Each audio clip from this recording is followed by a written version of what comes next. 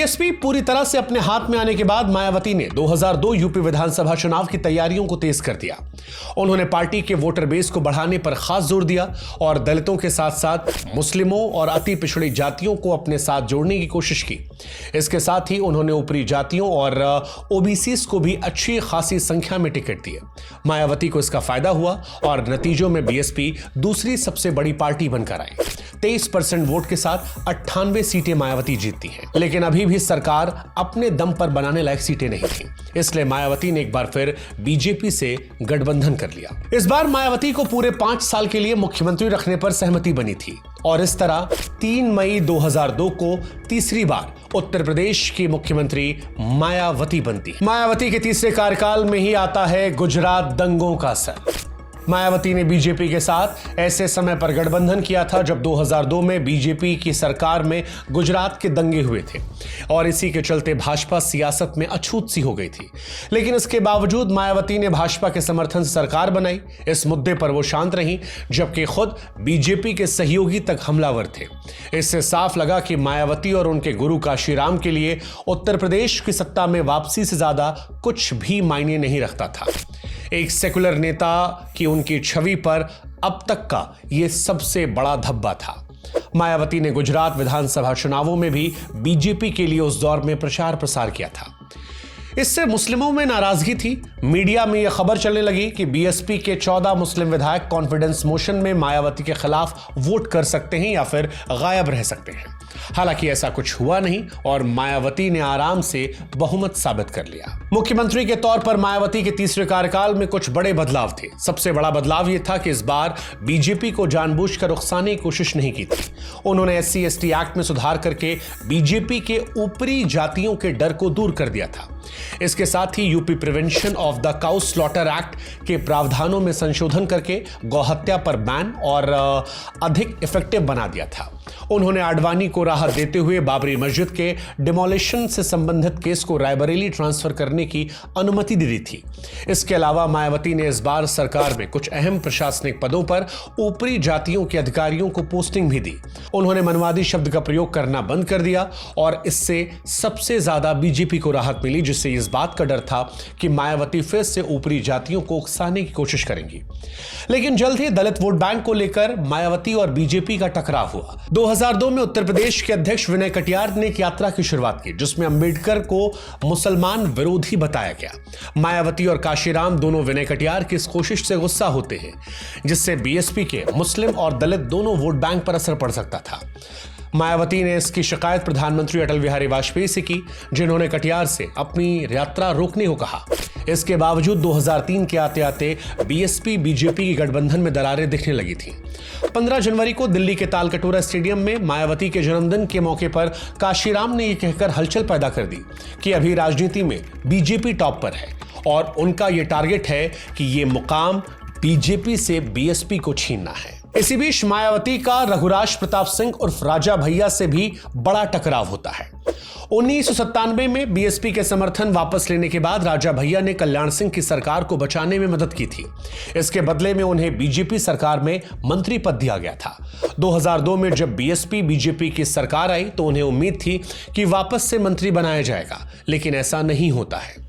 उन्होंने मायावती को भी कई मैसेजेस भेजे कि अपनी सरकार में मंत्री पद दें, लेकिन जब मायावती ने ऐसा नहीं किया तो राजा भैया ने उनकी सरकार को गिराने की ठान ली और अक्टूबर 2002 में नो कॉन्फिडेंस मोशन पेश कर दिया। राजा भैया ने अपने समर्थकों से कहा कि वो मायावती को सबक सिखाएंगे, लेकिन उनकी यह कोशिश सफल नहीं होती है और मायावती की सरकार बच जाती है। इसी के बाद से मायावती ने राजा भैया और उनके पिता को पोटा के तहत जेल में डाल दिया। ये एक ऐसा कानून था जिसे आतंकियों पर लगाया जाता था। उन्होंने राजा भैया के खिलाफ चल रहे बाकी केसेस भी खोल दिए। उनके परिवार की संपत्ति को जब्त कर लिया।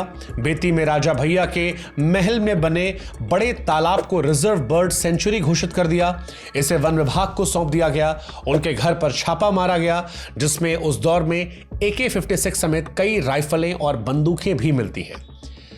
जब मायावती के इस एक्शन को लेकर चौतरफा सवाल खड़े हुए, तब मायावती ने कहा कि वो खतरनाक आतंकी को जेल में डाल रही हैं उन्होंने राजा भैया के घर पर मिले हथियारों को इसका सबूत बताया। मायावती ने दावा किया कि राजा भैया और उनके पिता के पाकिस्तान की खुफिया एजेंसी ISI से संपर्क हो सकते हैं और खुफिया रिपोर्ट से पता चला है कि रिपब्लिक डे सेलिब्रेशन के दौरान वो मायावती की हत्या करने की योजना भी बना रहे थे। रघुराज प्रताप सिंह पर मायावती का यह एक्शन उनकी मजबूत छवि को दर्शाता है। कई लोगों को यह बिल्कुल नापसंद आ रहा था, लेकिन समाज का एक हिस्सा ऐसा भी था जिसकी नजर में मायावती की छवि लार्जर देन लाइफ बन चुकी थी। पुलिस और ब्यूरोक्रेसी मायावती को एक तेज तर्रार नेता के तौर पर देख रही थी जो अपने फैसलों को लेकर अडिग रहती है। इसका असर दलितों और पिछड़ी जातियों पर भी देखने को मिलता है। इस घटना के बाद गांवों और दलित बस्तियों में मायावती के किस्से कहानियों को सुनाया जाने लगा।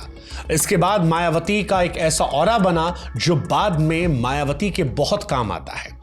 राजा भैया पर मायावती की कार्रवाई से कुछ ऊपरी जातियां भी इंप्रेस हुई, खासकर ब्राह्मण और बनिया, जिनका उस दौर में ठाकुरों के साथ अक्सर विवाद रहा करता था। उस दौर में चाय की टपरियों पर अक्सर ये चर्चा रहा करती थी कि दबंग ठाकुर को एक दलित महिला ने किस तरह से सबक सिखाया। लेकिन मायावती ने ठाकुरों को अपना दुश्मन बना लिया था, जो उस दौर में दलित समाज से आने वाली एक महिला से इस तरह सार्वजनिक अपमानित होने को मौत से बदतर मानने लगे थे। हालांकि मायावती की अच्छे दिन ज्यादा दिन नहीं टिके और जल्द ही उनके बुरे दिन आने वाले थे। सबसे पहले 2003 में मुलायम सिंह ने उन पर कई घोटालों में शामिल होने का आरोप लगाया। मुलायम सिंह यादव ने दावा किया कि मायावती ने जन्मदिन के गिफ्ट के तौर पर अपने मंत्रियों, सांसदों, विधायकों और सरकारी अधिकारियों से पैसे मांगे हैं और सैकड़ों करोड़ रुपए इकट्ठा कर लिए हैं। उन्होंने मामले की CBI जांच की भी मांग की। इसके बाद मुलायम सिंह यादव ने राज्यपाल के सामने एक वीडियो टेप भी पेश किया जिसमें कथित तौर पर मायावती अपने नेताओं से सांसद और विधायक निधि से BSP को डोनेशन देने की बात कह रही थी। मायावती ने इन तमाम आरोपों को झूठा बताया और उल्टा मुलायम सिंह यादव पर विधायक निधि से करोड़ों रुपए लेकर अपने पिता के नाम पर स्कूल बनाने का आरोप लगा दिया। उन्होंने मुलायम सरकार के दौरान फंड के मिसयूज की जांच करने का आदेश दिया। ऐसा लग रहा था कि मायावती मुलायम सिंह का वही हश्र करने की योजना बना रही थी जो उन्होंने राजा भैया के साथ किया था। लेकिन मुलायम सिंह राजा भैया नहीं थे। उन्होंने मायावती की कार्रवाई से पहले ही अपनी अगली चाल चल दी और मायावती सरकार के खिलाफ नो कॉन्फिडेंस मोशन पेश कर दिया। विधानसभा में BSP और SP के विधायकों में जमकर मारपिटाई हुई। SP के विधायकों ने गली गली में शोर है, मायावती चोर है के नारे लगाए। मायावती की मुसीबतें यहीं खत्म नहीं हुई। उनका एक विवादित वीडियो टेप भी सामने आया जिसमें मायावती हिंदू देवी देवताओं के लिए अपमानजनक भाषा का इस्तेमाल करती नजर आई। इस टेप में मायावती कह रही थी कि गांव में तो कुत्ता भी देवता होता है, वो पहले जाके गंगा जल चढ़ाता है और फिर देवता का प्रसाद खाता है। जो देवता अपनी रक्षा नहीं कर सकता वो आपको क्या देगा। इस वीडियो टेप ने बीजेपी और संघ परिवार के लिए बड़ी परेशानी खड़ी कर दी जो मायावती की सरकार को समर्थन कर रहे थे। धीरे धीरे संघ में मायावती के खिलाफ माहौल बनता जा रहा था और इसी के बाद सामने आया ताज कॉरिडोर स्कैम, वो स्कैम जिससे मायावती की सरकार चली गई।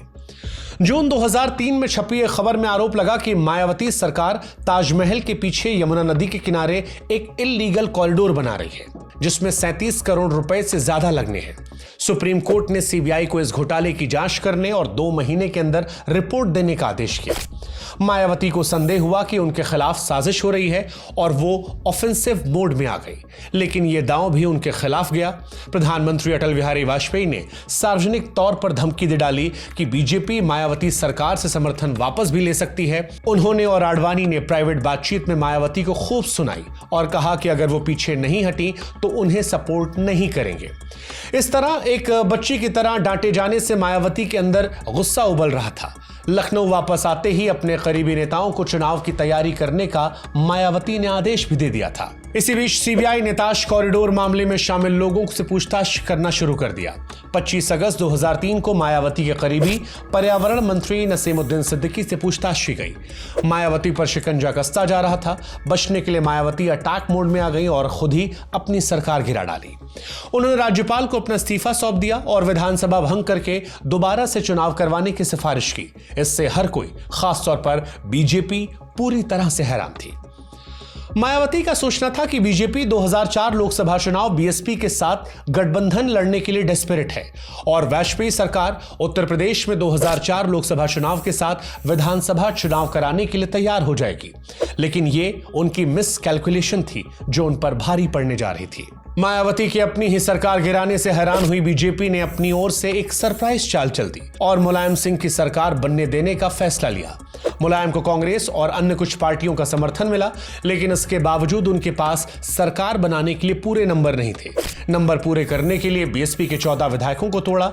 यह दल बदल कानून के खिलाफ था, लेकिन बीजेपी लीडरशिप के इशारे पर माना जाता है कि राज्यपाल उस दौर में खामोश रहे और आखिरकार मुलायम सिंह यादव ने सरकार बना ली।